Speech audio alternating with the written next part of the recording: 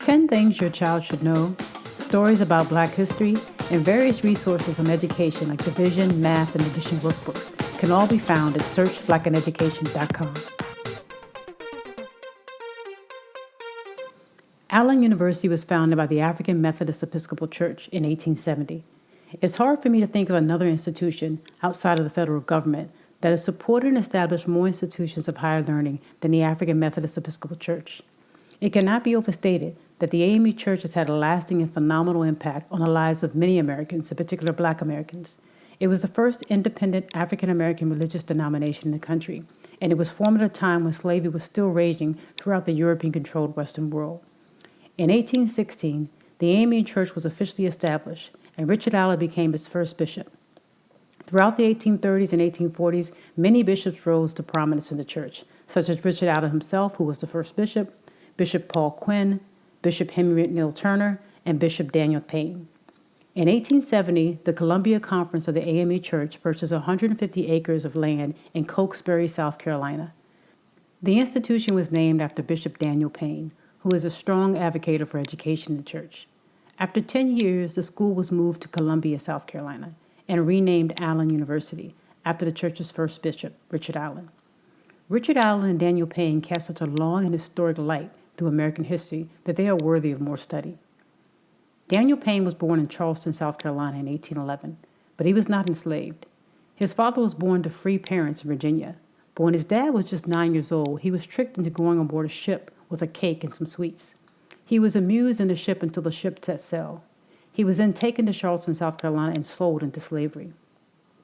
Daniel's mother was of Native American and Black heritage, and she helped to instill in him a love of religion. Daniel's father remained in slavery until he was grown and was able to buy his own freedom for $1,000. You never know just what a person goes through. Daniel's father passed when he was just 4 years old, and his mother passed away when he was 9. He grew up to eventually become the leader and bishop of the African Methodist Church. His strong ties to education led him to, at times, despise traditional African American dances and songs that inevitably came up in the church. Yet Payne was one of the most prolific statesmen, educators, and builders of the AME Church. He became the first president of Wilberforce University, thus becoming the first African American president of a college or university. That is why Allen University was named after him. The man who Allen University is currently named after has an even more interesting life. Richard Allen was born in slavery in Philadelphia in February of 1760, and he and his family were sold into Delaware. When Richard became older, he and his brother began attending Methodist meetings. He convinced his owner to allow a preacher to speak in their home, and as a result, his owner began to question slavery and to believe that his owning slaves made him wrong in the eyes of God. So he let Richard and his brother buy their freedom.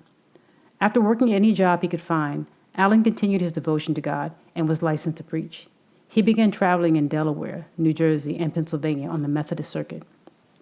In 1786, he came to St. George's Methodist Church in Philadelphia, the city where he was born, where he was asked to preach an early morning service for Black churchgoers.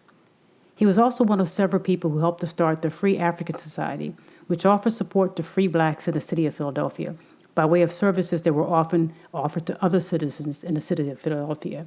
For instance, many Blacks could not get money or insurance when family members died or when they became ill. They were also not allowed to go to schools, and it was also customary for Black people to be buried in unmarked graves in Philadelphia. This was especially true for people who came to Philadelphia having escaped from slavery or having been granted their freedom in some way. Richard Allen and the Free African Society provided help to people in need during life-changing events, such as deaths in a family, marriages, sicknesses, and more.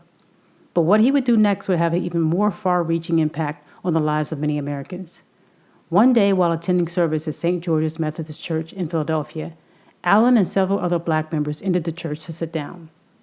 It is said that the church had recently built a new gallery, and the Blacks were not going to be able to sit in the places they thought they would usually be able to sit in.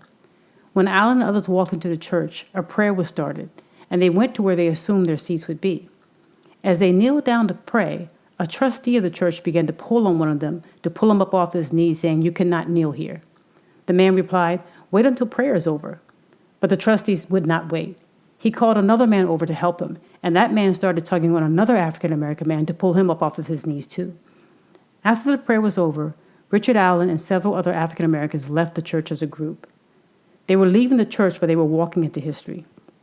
A group of these people would go on to form the African Episcopal Church of St. Thomas, and another group would go on to establish the African Methodist Episcopal Church, the first independent African-American religious denomination in the country, and Richard Allen would be its first leader.